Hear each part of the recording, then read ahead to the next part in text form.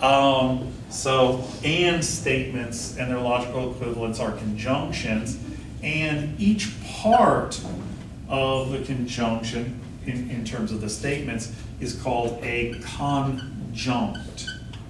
Okay, so I might say, I think that the second conjunct is false.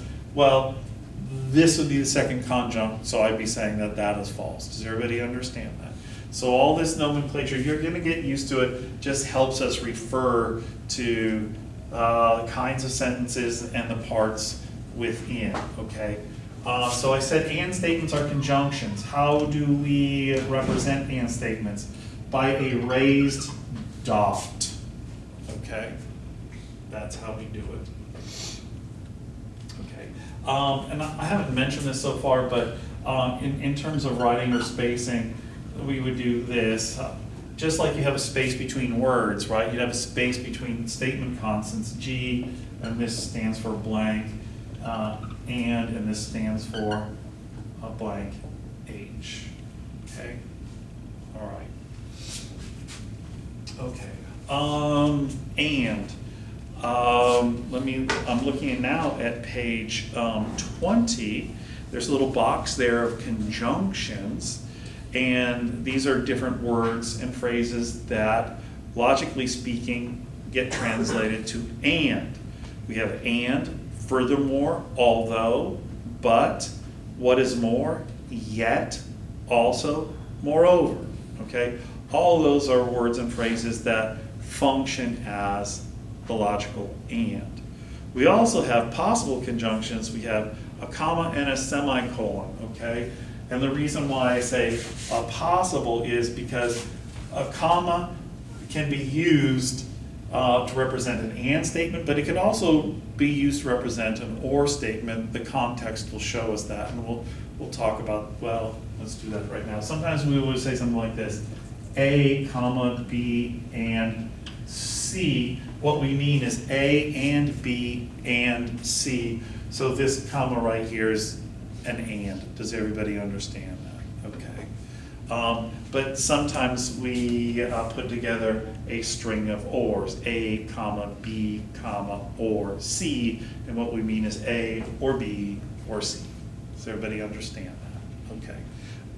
Semicolon is actually always going to mean and, okay? Okay, so next.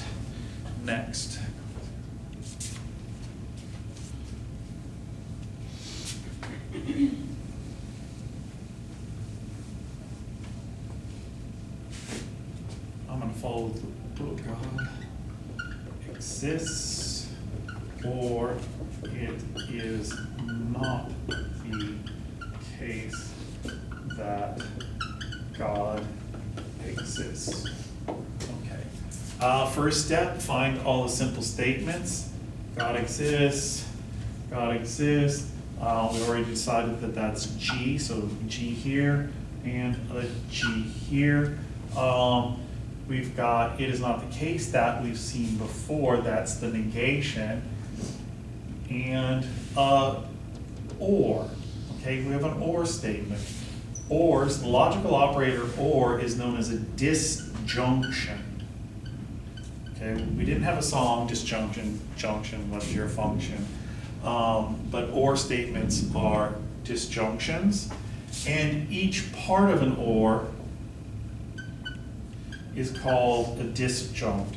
So G is the first disjunct, and then not G is the second disjunct. Okay, so how do we symbolize the or? Well, the or we symbolize as a lowercase v, or we might call it a wedge, okay? And in terms of writing it out, we would say G, and there would be a blank, or, and then a blank, and then a not, and then a G. There is no blank between the negation and whatever it negates. It goes right up against it. Does everybody understand that? All operators have a space between their left and right parts, except for negation. Negation butts up right to what it's negating. Does Does everybody understand that? Okay. Now, ors. There are a bunch of different ways to say, well, not a bunch actually.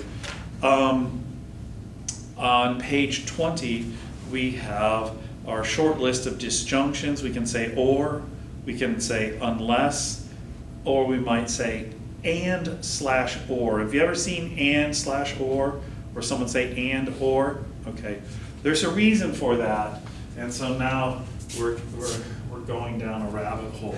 Okay, there are two kinds of ors. Okay, so we're going to make a distinction between two kinds of ors. There are inclusive ors and there are exclusive or. Okay, inclusive or and exclusive or. Okay, and we have this symbol for or. One thing we need to know is which one does it represent, an inclusive or an exclusive or, and what the hell is the difference between an inclusive or and an exclusive or, okay? An inclusive or means one or the other or both, okay? So it means one or the other or both, okay? And exclusive or means one or the other, but not both, okay? So which one does our symbol represent? Our symbol represents inclusive ors, one or the other or both, okay? And when people say and or, they do that because they're trying to make clear to the person that they're using an inclusive or. Does everybody understand that? Okay? So exclusive or. Do we have a symbol for an exclusive or? We don't, because remember, logic, math, computer science, and all that stuff, these are uber nerds. And so back in the early days of computer science, memory was expensive and processing and blah, blah, blah. So like we don't need to invent another symbol and stuff like that. We can do without. Okay, so inclusive or would be X or Y. We're done. But let's suppose if we knew it was an exclusive or, what would we do? Well, we would say X or Y, but not X and Y. Right? And that is telling us it's one or the other, but it's not both at the same time. Does everybody understand that? Okay. So what's an example of exclusive or? So anybody familiar with The Princess Bride? Okay. Suppose that I say Wesley or Inigo Montoya is Buttercup's baby's daddy. Okay, well, it's, who's our hero again? Wesley, or Inigo, but it can't be Wesley and Inigo. Does everybody understand that, right? Because only one can be the father, okay? So that's when we might use an exclusive or.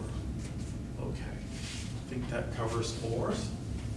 So we have simple statements, we have ands, we have negations, we have ors, okay.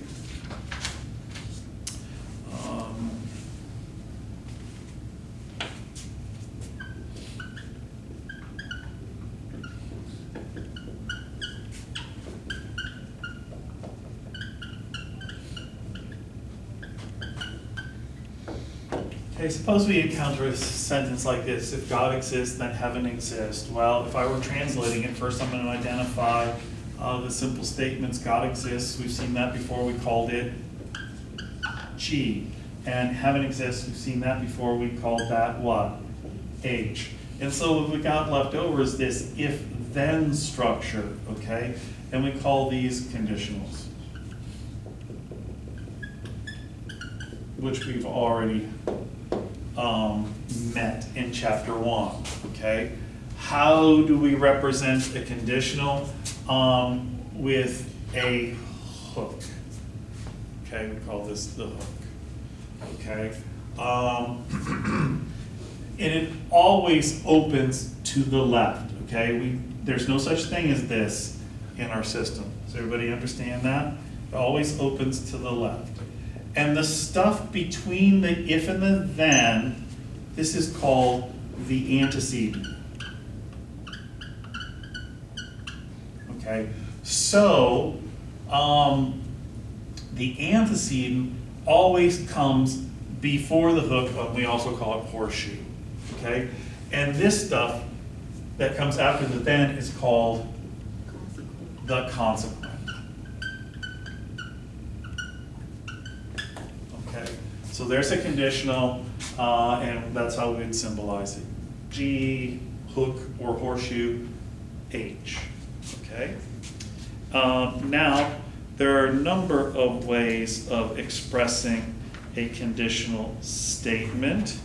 I'm looking on page 22 in the text. There's a box there that lists a whole bunch of ways of saying conditionals. Okay, if A, then C, if A, comma C, only if, given, provided, in case, on the condition that implies blah, blah, blah, blah, blah. Now what you need to notice is I put an A in the space that would be occupied by the antecedent that would go in front of the horseshoe. Does everybody understand that? And the C standing for consequent, that stuff would go behind the horseshoe, right? So now notice, like, given, the first thing you encounter is the consequent. So if you were symbolizing it, you'd have to take that stuff and put it behind the horseshoe, and the stuff that was behind the given would have to come forward and go in front of the horseshoe. Does everybody understand that? Okay. Okay. Now there's a big list here, and you might be wondering how you can memorize